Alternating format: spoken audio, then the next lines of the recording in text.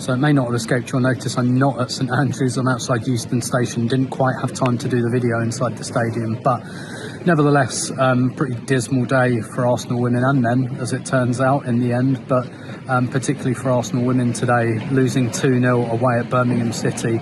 Birmingham City, who hadn't won in the WSL all season, on the bottom of the league.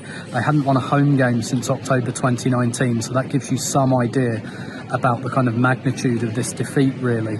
And really it was as much about the manner of it as the result. It's very difficult to take any positives, any positive individual performances, any positive aspects from the performance whatsoever, to be honest. In the kind of physical aspect, Arsenal was second best to duels, second balls and things like that. In the technical aspect, very, very sloppy, poor passes, not a lot of chances created really. Vivian Miedema made one or two of her own completely by herself, but absolutely no help really. And that's one of the things Jonas Eidevall alluded to in his post-match press conference. He said on the few occasions that Arsenal did manage to play through Birmingham, and they didn't manage it very often to be fair, players were just left on their own. There were no supporting runs, and that's quite concerning as well. And he kind of alluded to really effort, and he talked about basics and basic principles and making a run for your teammates, and in the defensive aspect as well.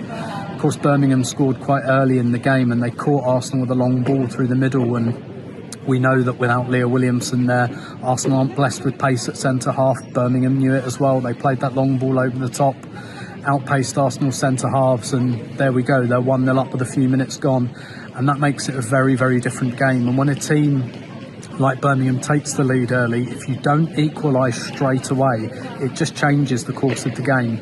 If you remember, I think back in September, Arsenal played Spurs at home in the FA Cup, and Spurs took an early lead, but Arsenal equalised quickly, and I think they were 4-1 up at half-time in the end. But this time they just couldn't do that. They couldn't change the course of the game, and then they conceded a second, I think deservedly, to be honest, before the end of the second half. Birmingham had created more going forward on the counter-attack, and Arsenal really didn't have their rhythm at all.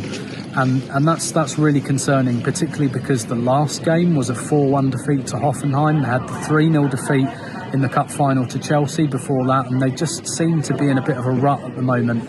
And they have to get out of it very quickly, because they've got games against the likes of Chelsea, Manchester United, Manchester City, all coming up on the horizon. So they've got a 4-point lead at the top of the WSL, but Chelsea have a game in hand that will probably go down to a 1-point lead.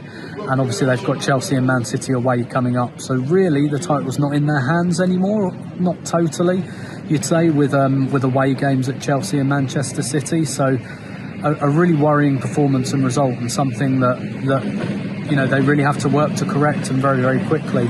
I think there will be a bit of a pick-me-up during the week. I'm expecting a couple of arrivals at Arsenal in January, which I think we've reported on quite widely on Arseblog News now. So hopefully some good news to pick some people up, but we'll see when exactly that might happen. But in the meantime, Arsenal have another game against Reading on Sunday, and plenty of work to do on the training ground on the basis of this performance.